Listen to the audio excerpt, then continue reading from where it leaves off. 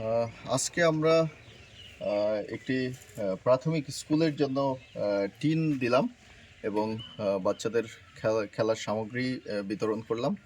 এছাড়াও আমাদের এলাকায় যে গরিব নারী সমাজ রয়েছেন, আপনারা জানেন যে আমরা নারী সমাজের উন্নয়নে এখন সারা বাংলাদেশ কাজ করছি। তো সেটারই অংশ হিসেবে আমাদের জনকল্যাণমূলক কার্যক্রমের পার্ট হিসেবে আমরা দুটি সেলাই মেশিন উপহার দিয়েছি। এছাড়াও আমাদের এলাকায় যে গরিব লোক রয়েছেন, যাদের চিকিৎসা সুবিধা নেওয়াটা নিজেদের পক্ষে সম্ভব হয় না, ওনাদেরকে কিছু নগদ অর্থ দান করেছি চিকিৎসা সুবিধার জন্য। এছাড়াও বিভিন্ন প্রতিষ্ঠান এবং বিভিন্ন শিক্ষা প্রতিষ্ঠান, এদের উন্নয়নের জন্য আমরা কাজ করছি। আসলে মারিশা ব্যাটালিয়ন তো হচ্ছে পাহাড়ি এবং আমাদের যে বাঙালি এই সকল জনগোষ্ঠীর একটা মিলনস্থান। এখানে আমরা সবাই খুব সহাবস্থানে রয়েছি।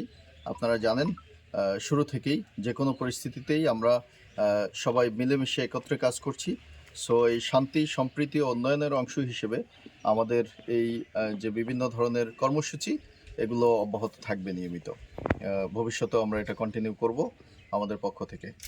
আর এছাড়াও আপনারা জানেন যে সারা বাংলাদেশেই বিজিবি সীমান্তে টহল এবং নজরদারি এছাড়াও গোয়েন্দা কার্যক্রম বৃদ্ধি করেছে।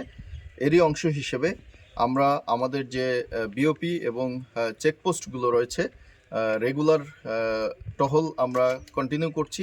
এছাড়াও এর অতিরিক্ত আমরা স্পেশাল টহল এবং অনেকগুলো চেকপোস্ট বসিয়েছি আমরা। আপনারা দেখে থাকবেন যে আমাদের চেকপোস্টগুলোতে যে সকল লোকজন যাতায়াত করছে তাদেরকে নজরদারি করা হচ্ছে এবং এক্সট্রা জবাবদিহিতার আন্ডারে নিয়ে আসা হচ্ছে, যাতে আমরা যে সন্দেহ করছি সেই সন্দেহভাজন লোকজনগুলো যেন আমাদের দায়িত্বপূর্ণ এলাকা দিয়ে বর্ডার পার হয়ে যেতে না পারে।